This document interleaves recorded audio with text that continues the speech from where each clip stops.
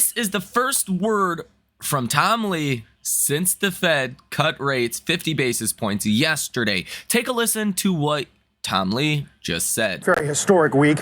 Meantime, stocks are rallying here on the back of the Fed's rate cut. Our next guest likes industrials and financials here. Fundstrat Global Advisors Head of Research and CNBC contributor Tom Lee joins us on the phone. Sticking with his target of 5,200, Tom, I know you agree the cycle has started and there is a Fed put in place, but it doesn't sound like you're willing at this moment to add a lot more risk.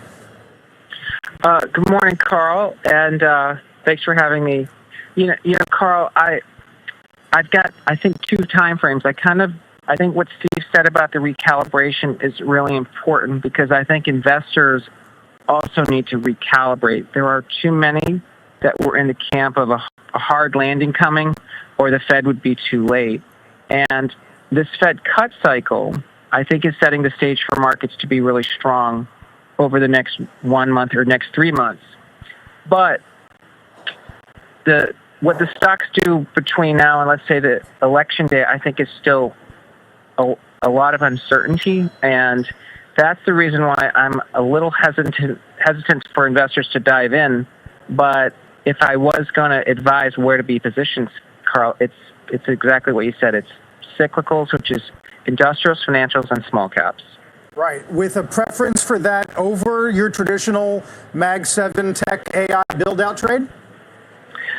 I think tech and Mag 7 still keeps up with the market, and that's why someone owns it and they have tax implications. I wouldn't sell it. But for all these folks that have been sitting on defensive positions or thinking the Fed cut was going to be too late and the market was going to, equity markets were going to fall, I think those folks have to allocate into cyclical stocks, especially small caps, because they are not only sensitive to the cut in rates because of variable rate debt, but they're going to benefit from the cyclical boost to the economy as mortgages, the cost of mortgages drop, auto loans, credit cards, the lift to the consumer, potential M&A. All these are big tailwinds for small caps. I guess then the risk to this, Tom, is that inflation comes back, right? If you're talking about this big cyclical recovery because of what the Fed's doing. That's true. But I think one thing investors have to distinguish is that real growth, like GDP growth, doesn't mean inflation pressures, because inflation is, a mismatch of supply and demand. And I think there is a lot of excess supply potentially coming. For instance, housing could have a supply response. And if you look at the two biggest drivers for inflation for the past 8 quarters, it's been shelter and rent rolls and auto insurance. And auto insurance, I think these insurers have reached sufficiency, so you're not seeing the premium increases anymore. So unless the rest of the CPI basket accelerates, inflation is actually falling pretty sharply. Hey, Tom, on the labor market, we're going to get 2 prints before the November meeting. Some of these doves are arguing that labor is going to force a faster pace of cuts because historically they argue the change in monetary policy doesn't get felt in the labor market for 4 quarters, and the peak impact is not for 8 quarters. I wonder if you agree. I don't think there's anything wrong with people looking at the history of labor markets, especially as people know, as labor markets slow, it has a cycle of its own. The one thing that I think we have to keep in the back of our minds is that CEOs have been cautious for the last 2.5 years because the Fed telegraphed a tightening cycle to fight inflation. So I think that the fact that rates and now we're in an easing cycle means that companies are going to actually start doing expansion. So I think the labor market and the Fed is mentally knocking down these monthly numbers. I think tailwinds are emerging for labor markets to actually strengthen. Yeah. Well, claims would definitely back you up today at 219, even though some argue about seasonal distortions. Tom, look forward to talking in person soon. Tom Lee this morning. I mean, I have to say I agree with what Tom Lee's majorly getting at here. Again, for the most part, I do think there is a lot of uncertainty between now and the election. I think there is some election risk that needs to and will be priced into markets. And I do think to some degree that puts a ceiling on markets in the short term. Now, whether or not markets have a great or good next 12 months or 2 years. Depends on the economy, really, above everything else. And there is the ugly truth about what we had yesterday, and that was a 50 basis point cut. The Fed is seeing something concerning. And just so you guys know, it's not uncommon to see markets rally after a 50 basis point cut, at least in the very short term. You've seen this the last 50 basis point cut besides the COVID panic on, get this, September 18th, 2007.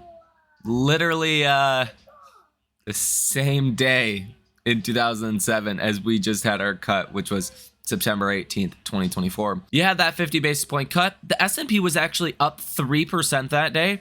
It did rise another 0.5% the next day.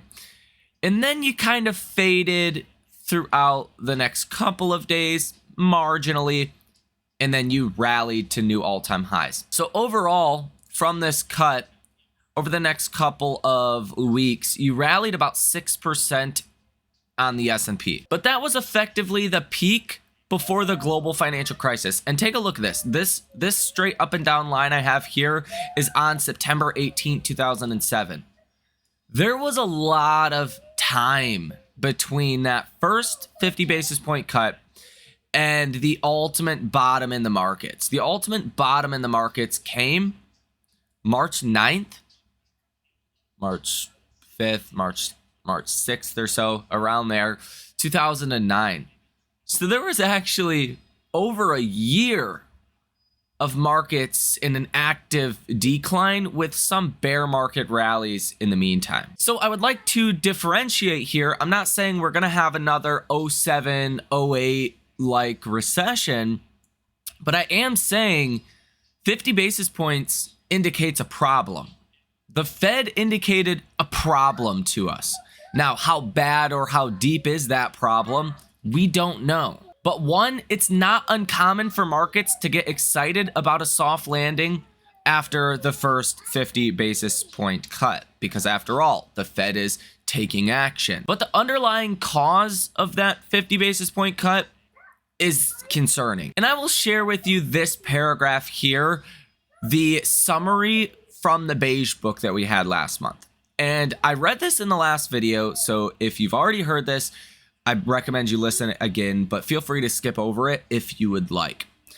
It says overall economic activity, and this is a report that comes out every month, the Beige Book, from different Fed districts. Basically, it's incorporating the entire U.S. economy.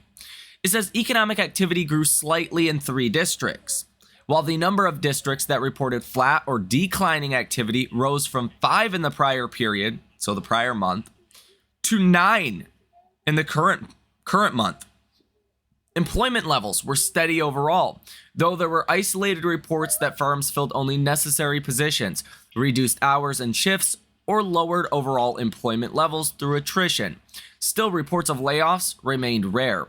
On balance, wage growth was modest, while increases in non-labor input costs and selling prices ranged from slight to moderate. Consumer spending ticked down in most districts, having generally held steady during the prior reporting month. Auto sales continued to vary by district, with some noting increases in sales and others reporting slowing sales because of elevated interest rates and high vehicle prices.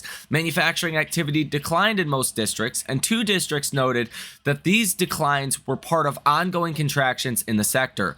Residential construction and real estate activity were mixed, though most districts reported indicated softer home sales.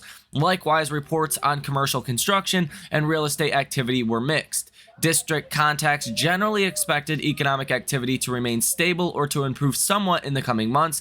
Through contacts in 3 districts, anticipated slight declines. This was the worst Beige Book we have seen since the COVID shutdown era. Okay, economic activity only grew in about 33% of America. 66% of America is actively in decline.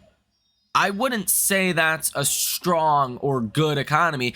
Now, it does say that layoffs are rare, but you're starting to see employers make that first step towards reducing hours, shifts, or just lowering overall employment levels through attrition. That means When people quit or get fired, they're not hiring. And that's something that even Fed Jerome Powell kind of alluded to in the JOLTS job openings, that if you see job openings start to fall further, that could actually lead to more unemployment. That could lead to a higher unemployment rate. So you're starting to get the first signs of the labor market starting to roll over in bigger numbers. The first step is the economy slowing down. And you are clearly seeing that, at least represented, in the Beige Book. But again, at this point in markets, the data is not clear enough to say we're going into a recession. I don't think it's clear enough to say we're headed for a soft landing either. But whenever you have this toss-up between a recession or a soft landing, people are always going to take the soft landing bet. Wall Street just tends to be more bullish than bearish, and that's the narrative that people are going with today. Following the initial jobless claims you heard in that clip, came in at 219,000 for last week. We were expecting 230,000. So some seasonal adjustments there, as Carl said, that was the host. Some seasonal adjustments may be distorting some of these numbers, but generally speaking, Wall Street loved the initial jobless claims today. Like, they loved it more than Jerome Powell's speech and 50 basis point cut. Today is set to be the biggest gap higher for the S&P 500, up about 1.7% after a scheduled Fed day since October 30th, 2008, after Bernanke cut 50 basis points in the midst of the financial crisis. And like I also said here, the first 50 basis point cut you got in 2007, markets were also up about 2.94%, and then did end up going another 6% higher or so over the next couple of weeks. But that was like a short-term lived sugar high. Because the problem ultimately is, when the Fed raises rates, they're trying to slow down spending. Just the bottom line this.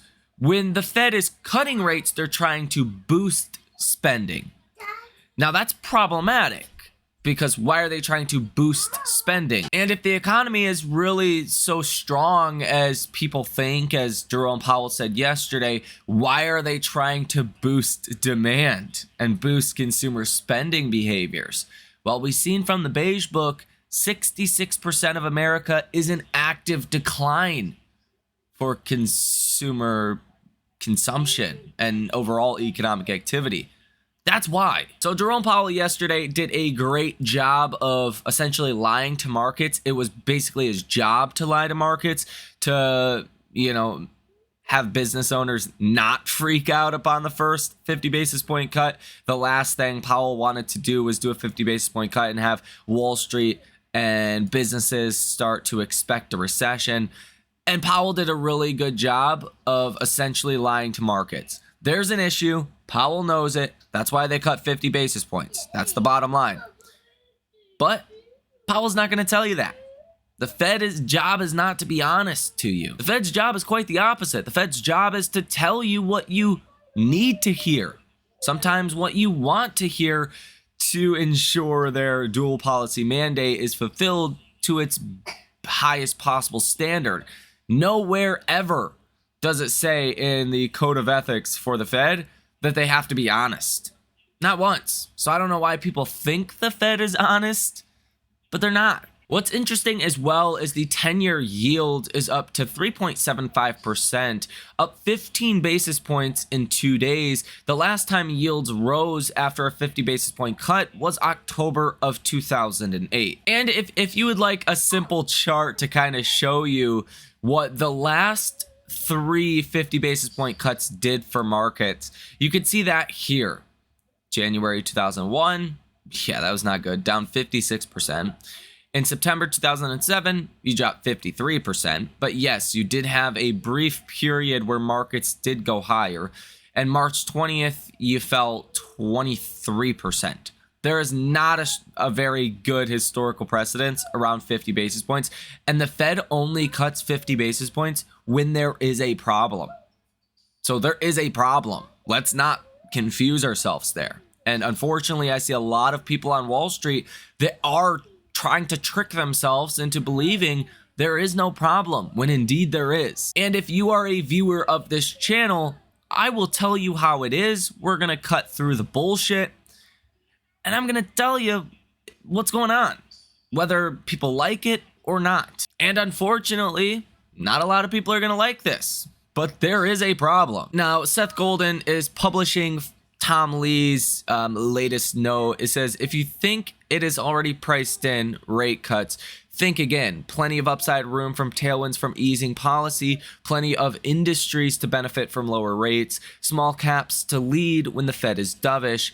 Quote, this is what it sounds like when the doves fly. This is also pretty interesting from this Tom Lee note. He says there's room for a positive surprise as many investors and pundits believe the U.S. is already in recession. We are at Future Proof, the conference in Huntington Beach right now, and at a CIO panel yesterday, 3 of 3 senior CIOs said the U.S. is in a recession now. This is a widely held view, with many citing the SOM rule when unemployment rose 50 basis points from the low, or the fact that the Fed has a history of being late. In any case, there are many who think the economy is contracting and thus scope for positive surprise. The problem is the markets are not pricing that in at all. There is zero recession risk or slowdown risk priced into stocks. So if markets do start to slow down, if the economy does start to slow down, it's not priced into markets. And this is where I disagree with Tom Lee. That's where you get a lot of downside pressure. The downside risk is prevalent here if there is any sense of a slowdown coming. Now, here on the day-to-day, the S&P 500 is up about 1.8% at the time of recording this video. The RSP, this is the equal weight S&P, is up 1.06%. So the market cap weighted S&P is outperforming the equal weight S&P, which I find very interesting. Some big tech names like Apple up almost 4%, Meta's up almost 4%, Amazon's up 1.5%, Google's up 2%, Microsoft's up 2%, Nvidia's up almost 5.5%. You still are seeing quite a bit of this big tech, I guess, leading today. IWM is up less than 2%. So big tech is kind of leading the way higher again, which is interesting because big tech is kind of that recession trade for a lot of investors. It makes sense. Like, would you rather own small caps if we go into a recession, or would you rather own big tech? Clearly, you'd rather own big tech, right? So even as the Fed just cut rates 50 basis points, Wall Street is still opting to have that big tech exposure, which if we were truly heading into a soft landing, or when it looks like we are truly going to get a soft landing, if that is what happens, I expect you will see small caps and cyclicals, the equal weight S&P, really outperform to a massive degree over big tech. But that's not happening today. So I think there's some defensive, positioning still within this market. Some nervousness under the surface, probably because of what I've explained here in this video. When the Fed cuts 50 basis points, it's typically not a good thing for the economy. Now, what I think is actually more important than economic data right now is this upcoming earnings season. Now, I'll just tell you the long story short version. I don't think government data is very correct right now. It could be the election coming up. People are spoofing the numbers a little bit.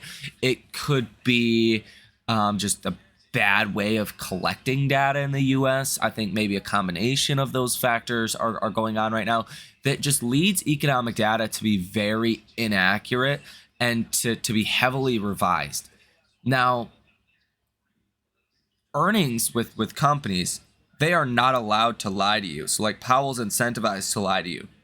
Government has a history of lying to you. Companies are legally not allowed to lie to you. So I think companies will be a very important indicator of what's actually going on in the economy. We do have FedEx that reports earnings today and after hours. And FedEx is an interesting one because it's seen as kind of a bellwether of the economy. If FedEx is doing well, then the economy is doing well. And we really want to look at FedEx earnings today and read the conference call, which I will do. If you are subscribed to this channel, then I will keep you informed of anything you need to know. But if FedEx has good things to say, long story short, then that soft landing, I think, is a little bit more likely. I will tell you right now, FedEx has pretty high expectations, so they have a big bar to beat. Now, here on the day today, markets are bouncing firmly into greed territory. Yesterday, you were at 56, which was barely in greed. Today, you're at 67. So markets are even getting close to extreme greed at this point on the CNN Fear and Greed Index. In the news today, Darden Restaurants reported earnings as Olive Garden disappoints and fine dining sales struggle. CEO Rick Cardenas said the company fell short of its own expectations for the quarter. The percent of stocks currently trading above their 50-day moving average today is up to 66.5%. That means 7.2% of all stocks today are breaking above their 50-day moving average. So that's a pretty strong number for the day today. Crypto is having a great day today with Bitcoin up almost 5%, Ethereum up 5.5%, and others doing very well. I mean, the other altcoins are surging. But what I really went to CNBC to show you is 10-year treasury yields. 10-year treasury yields are up to 3.74%, up 5.5 basis points today, which does show the markets are a little concerned about potentially rising inflation again following the Fed's 50 basis point cut. Now, I don't think that's going to happen because inflation tends to occur when the economy is strong, and I don't think the economy is strong enough to support another revamp in inflation. I just don't think people would be willing to pay higher prices. I think they're already revolting against that, and if companies try to raise prices, that's just not a very good setup right now. But nonetheless, let me know what you guys think about this information down below in the comment section. Hit the like button as well as subscribe to the channel if you have not done so already. You guys have a great rest of your day, and I will see you in the next one.